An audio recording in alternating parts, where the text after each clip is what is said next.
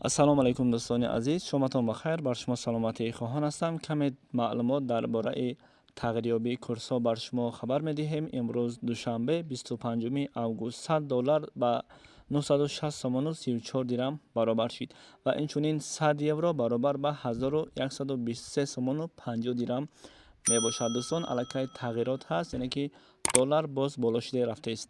аз шумо хоҳиш дар видео лайк монед ва ба канали мо обуна шавед. раҳмат барои дастгирӣ. худованд аз шумо розӣ бошад. ва 1000 рубли русӣ бо курси имрӯза баробар шид ба 118 сомону 60 дирам. дӯстон, ногуфта намонад, хабар аз Бонки Миллии Ҷумҳурии Тоҷикистон гирифта шуда бар шумо маълумот дода истодаем.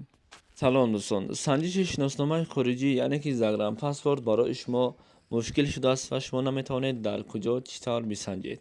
ва мо пеши роҳи ин мушкилии шуморо гирифтем. шумо акнун метавонед дар хона нишаста паспортҳои худро бисанҷед ва ҷавоби дурустро бигиред. танҳо бо тариқи WhatsApp ба ин бародар суҳбат кунед.